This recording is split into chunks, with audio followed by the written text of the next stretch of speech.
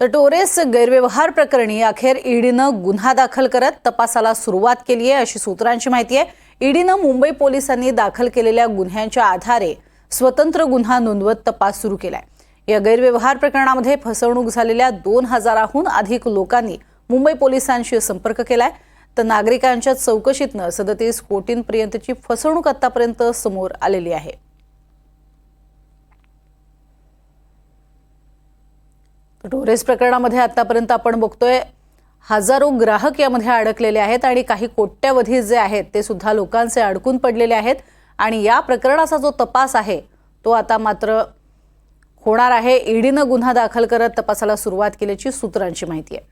अधिक माहिती घेऊयात, भाग्यश्री प्रधान आपल्या सोबत आहे। भाग्यश्री, काय अधिक माहिती?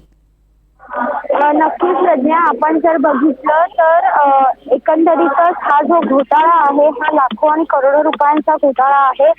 इतकंच नव्हे तर यामध्ये विदेशी नागरिक देखील गटामध्ये सहभागी झालेले आहेत। 12 जणांवर गुन्हे दाखल आहेत, त्यापैकी 10 जण जे आहेत ते विदेशी नागरिक आहेत आणि 25 डिसेंबरला ख्रिसमस असल्याचं कारण देत ते निघून गेलेले होते परदेशात। मात्र ईडीचे जे अधिकारी आहेत किंवा ईओडब्ल्यूचे जे अधिकारी आहेत त्यांनी सांगितलेली माहितीनुसार यांचा विजा जो आहे तो पुढच्या महिन्यात संपणारच होता, म्हणजे थोडक्यात पळून जाण्याचा त्यांचा आधीच प्लॅन तयार होता अशी माहिती जी आहे ती मिळते। सध्या जर आपण बघितलं तर आतापर्यंत 2000 लोक जी आहेत फसवणूक झालेली ती समोर आलेत आणि टोटल 38 कोटी रुपयांचं गुंतवणूक समोर आल्याचं पाहायला मिळतं। यापैकी 20 कोटी रक्कम जी आहे ती ईओडब्ल्यूने जप्त केलेली आहे।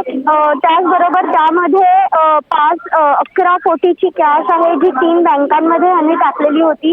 त्यामध्ये ऍक्सिस बँक असेल, येस बँक असेल आणि एचडीएफसी बँक असेल, या ही जी तिन्ही बँकांची खाती आहेत ती ब्लॉक केलेली आहेत सध्या।